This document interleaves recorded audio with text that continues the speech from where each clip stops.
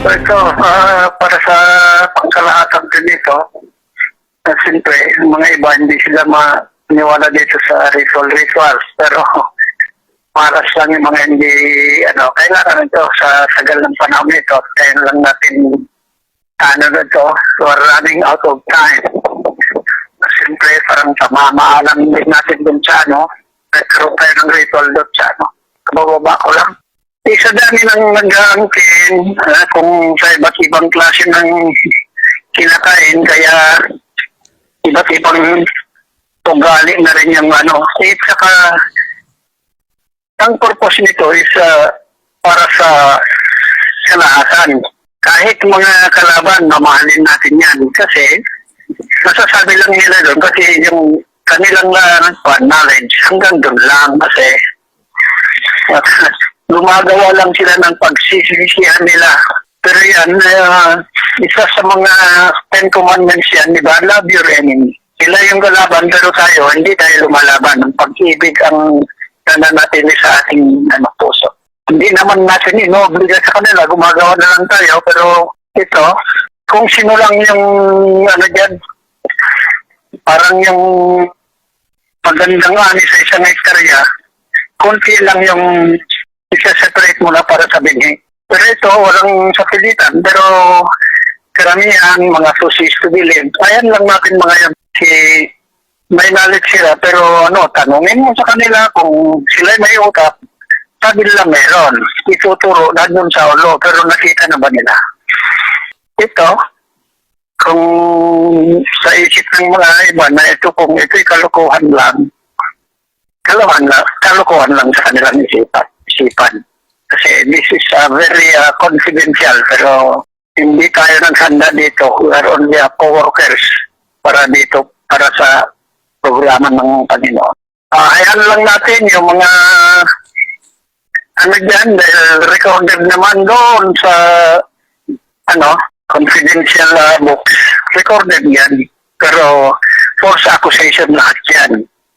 Hindi tayo lumalaban. Tinatanggap natin lahat yan. Ang pagkaintindi sa mga maling kaisipan ng mga tao, nandyan pa rin tayo mag-intindi.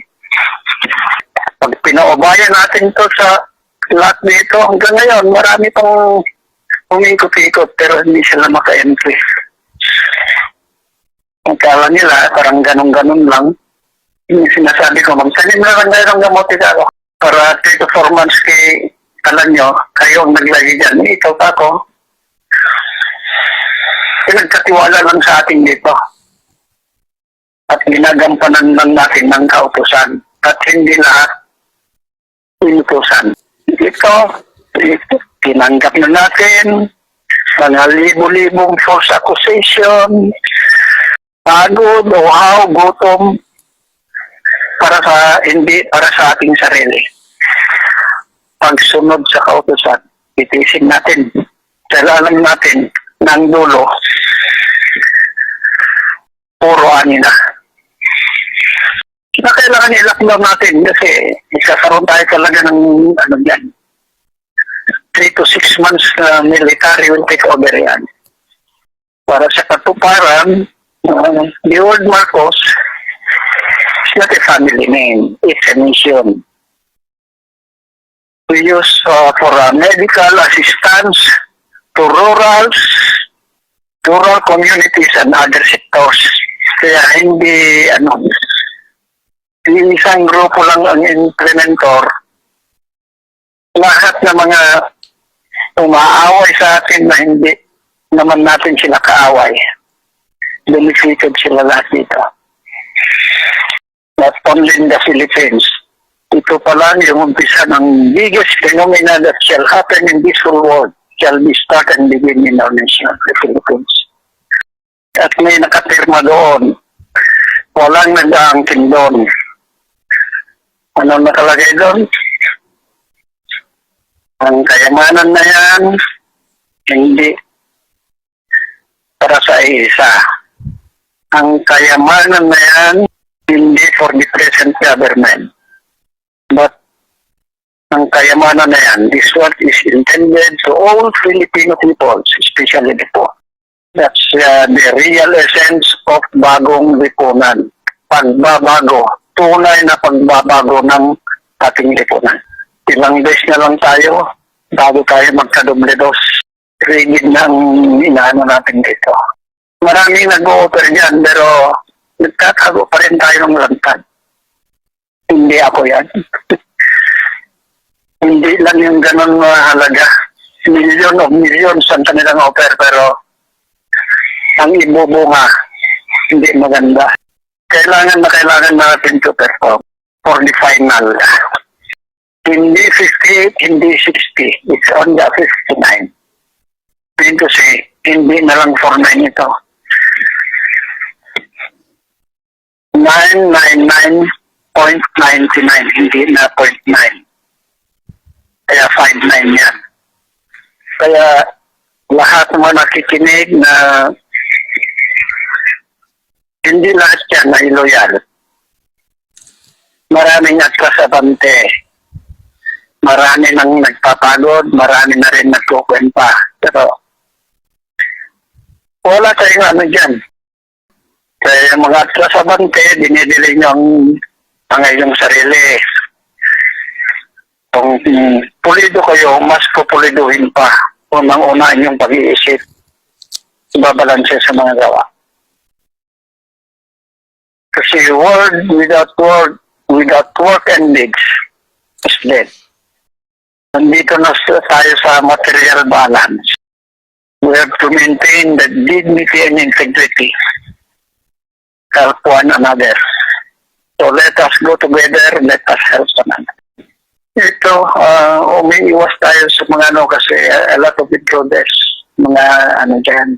Alam ko rin na pati yung mga dyan, nakikinig. Kaya para medyo maiwas-iwasan tayo mga kapahamakan nyo. Huwag na lang tayo magtampo kasi bawal ang tampururot dito. Bihira lang ito. Pero kita ni scam na hindi na ganito. Hindi na lang tawag-tawag kasi marami tayong iniiwasan. Para lang mapostro itong si Dr. Jose Rizal na failure, Dr. Mongcado na failure, Jesus Christ, failure din. At lahat mga ginagalaw natin, continuity. At nandito na tayo sa Omega, inumpisahan nila. Nagdugtong-dugtong lang. Kaya idugtong din natin. Ang kanila kasi Alpha and Omega sila. Tapos tayo naman ngayon, key readers na. Key readers program, Omega to Alpha na tayo. Medyo may konting sakit at may konting pait. Kasi mga iba sila ng matamis na suha. Pagpitas, kinagat kaagad. Hindi naman nila ganan sa tamang proseso.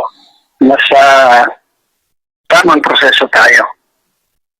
Hindi nagtanim ka ng balay, kahit tatanim mo lang, aanihin mo na ba? Ganyan ito. Yan ang programa ng Panginoon. Mainipin na sa mga tao. Minuto ng Panginoon ay taon sa mga tao, kaya nagkaroon ng Kaya karamihan sa ngayon, mismo yung mga nag-aangkin, naiinip na rin. Pero ang kanilang init, maiinit na lang sa kanilang sarili. Kaya yun lang mga natin, huwag kayong mag-apura na bihira lang ang boses. Darating na magkakahalo-bilo na habang buhay. Pero hindi na habang buhay ito. Just after this, mamaalam na tayo sa lupo, pero hindi pa tayo pwedeng mamaalam sa lupa, kaya nag-iingat tayo. May lagay na lang natin sa tama. Meron tayong ibang nakahanda na rin sa lahat kung saan ilalagay ang nararapat. Basta ito lang, love one another, mahalin natin ang kapwa kasama na, basta kapwa natin, pati mga nang-aaway, mahalin pa rin natin yan. Kasi ginagawa lang nila yon kasi hindi nila alam ang kanilang ginagawa. Anong gagawin natin sa hindi alam ang ginagawa, patawarin sila. Bahala na ang judgment sila kung patawarin o patuwarin. Pero may contingency pa. At iingatan lang natin to kung natin dito sa social media na yun. Kasi marami na tayong hindi na lang material. Kung minsan mga material, may material, hindi nakabantay sa sarili, ginagamit pa rin nila. So, kumbaga, wala akong anak na soil. So, good luck. Good luck. Good luck to everyone.